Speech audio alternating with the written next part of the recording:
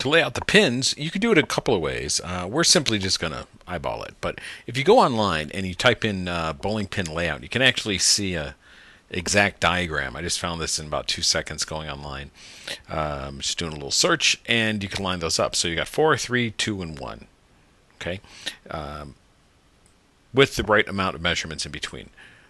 So it's kind of a good way to work, but we're just going to set this up a little more manually. But we are going to do it from a top view. So press F2 on your keyboard, assuming you're working with all default setups. We're going to take this pin. We're going to Command C to copy, Command V to paste, and then using the Move tool, we're going to just move it down pretty equally, about like that. All right, and the reason I don't want it too far apart is because I want these to tumble over and hit each other. So if it's too far, well, for one, it won't look right, but they're not going to actually hit each other too well. So maybe I'll go that. I'm just going to keep one grid length from each of them. Okay, and then we're going to move it just to about there. We'll keep it right in there. I'm just using the grid as a guideline. Copy, paste. You can see my copy right there. Take that new one and do that. Good. Copy, paste. And move this one to this set right there. Like that. Copy, paste. Copy, paste. And it's important to copy and paste from the last selection, because all of these, depending on what I end up doing with them, are in order from the first one to the second one all the way up. Okay, copy, paste,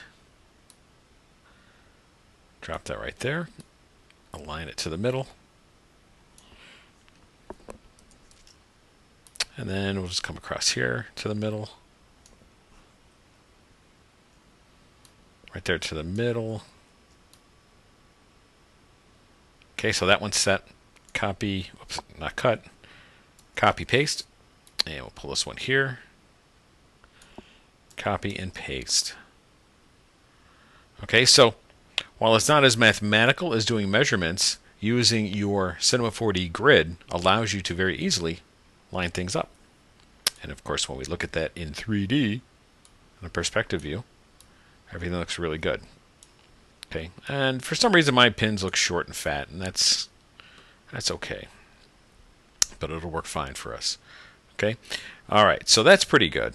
We got those. Let's create a group for these to start organizing.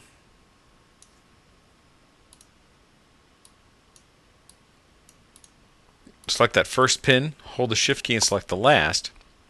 Then you can right click and go down to Group Objects. It's also Alt-G. Okay, and this is pins. Okay, you can open up, there's your pins in there. And what's great about the group is that you can move them entirely on their own, which is really nice. From here, let's create the bowling ball. Okay, and there's our bowling ball. Okay, needs to be a little bit bigger.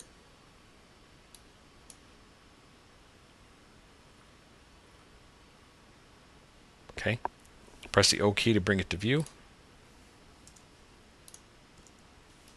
And what I want to do with this, I want to double these segments. I want these about 48. Okay, so it's a lot cleaner. And then we're going to make it editable. So there's our bowling ball. Looks pretty good. Now what we're going to do with this,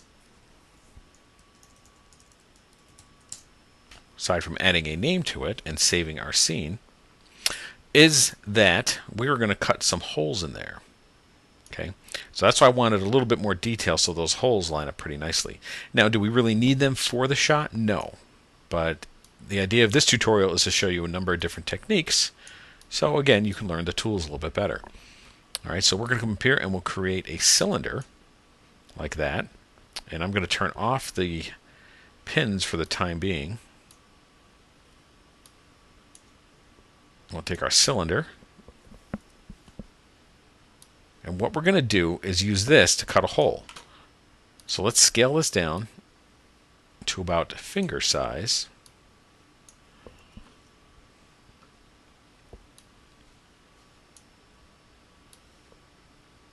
Okay. Take the Move tool, and we're going to have to rotate it just a good 90 degrees. And to be accurate, you can punch it in right down there under rotation. Okay. You can take the size on the Y, which is the length if you want, and increase it. I think this might be enough for us though. We're going to take that cylinder, take the move tool, and we're going to punch it right through like that. Okay, so it's intersecting. Then we're going to copy and paste this. We're going to move it up. And we're going to move it over.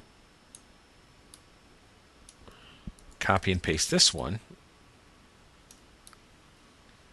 And we just want to make sure that those are intersecting. Now select all three of these and do an Alt-G, and we'll call this our finger group. It's fine. And then we got our bowling ball and our finger group. Then from this little guy, we're going to add a boolean. It's called bool. And we're going to take the bowling ball and drop it in there. And then we're going to drop the finger group in there. And all of a sudden, the ball drops away and we see these fingers, okay? Sort of cut. You can see what was left over. All right, so the boolean is working, and it's cutting the bowling ball from the finger group. So we want actually the opposite. So all you got to do is just reverse these. And now those fingers are cut from the ball. If you need to adjust these, what's great about these tools is that you can adjust it in real time. Okay. If you want to turn it off, there you go. All right. So now we've got our fingers cut there, and you can see just by adding more segments, we've added a little more detail. Now, I could have subdivided this more before I cut those holes in. So if it's something you're going to be really using a lot, seeing up close, you definitely would want that to be a lot more detailed. For us, the point was to show you how that tool works. All right, so there is our ball. Let's put any material on it. And actually, I'm going to choose the Nukai shader, that blue one. It's perfect for a bowling ball. We're going to drop that on there. I'll do a quick little render. Okay, and we still have surfaces on the inside. So we can zoom in. And I'm just going to drop these in there as well.